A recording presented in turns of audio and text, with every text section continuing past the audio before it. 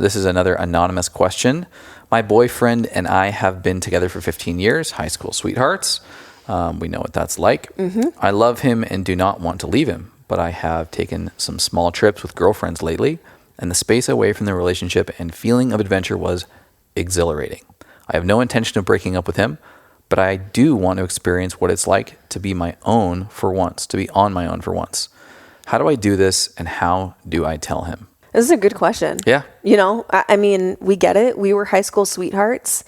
We had many adults in our life who were telling us, like, you know, you're too young to be this serious. And I think the thing behind the thing there is that you can get, you know, into your 20s or 30s and have the feeling like, I didn't get to experience much of life without this person. How do I know what I'm missing? Like, yeah, I mean, if you've been with this person for that long, you don't know what it's like to be on your own.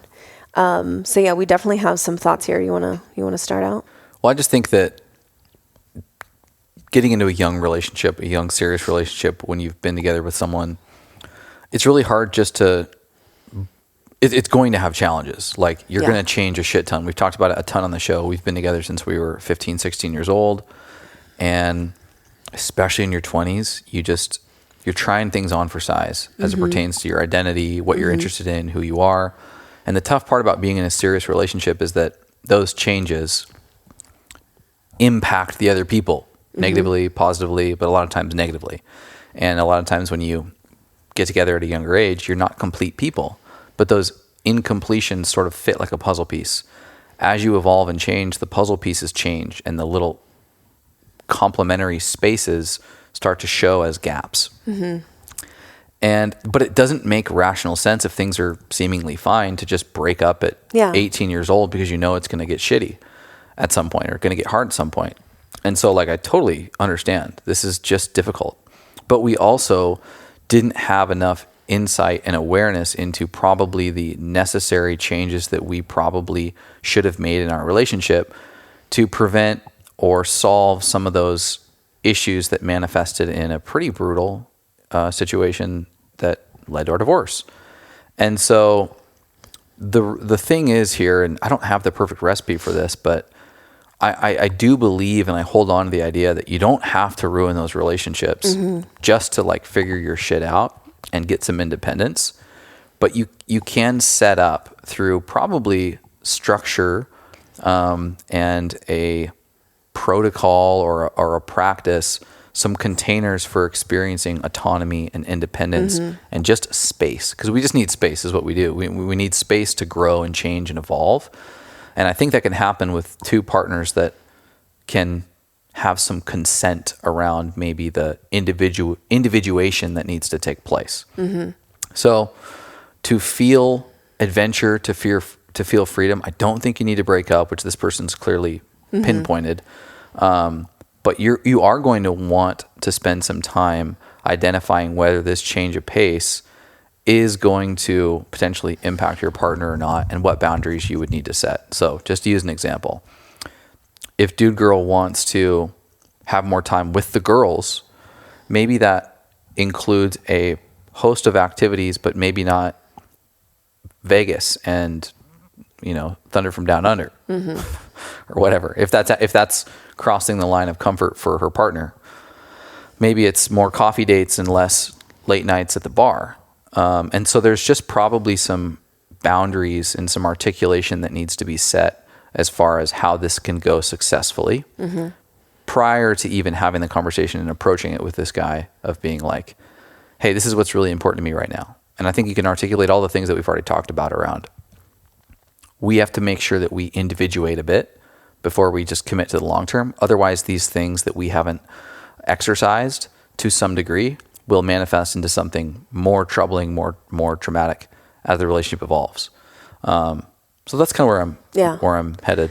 Yeah, I mean, one thing that we have said multiple times, probably on this show, but definitely just in our own conversation in life, is how critical I think it is we think it is for people to live on their own at some point in their life.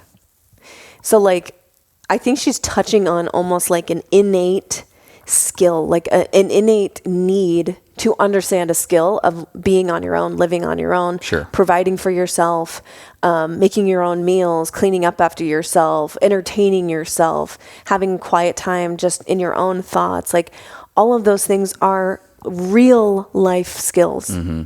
So I see that and like acknowledge it, that like that's important. Again, it's just like between a rock and a hard place where it's like, well, I love this person. I don't want to break up at all, but like I want to experience what life is like on my own. And I think, you know, my advice is really simple, which is keep doing what you're doing. She talks about going on these adventure type girls trips or whatever, doing some travel. I think keep doing that. And, you know, maybe it's a girls trip or maybe it's a solo trip. Like plan a 3 or 4 day trip or whatever. I don't know what this girl wants.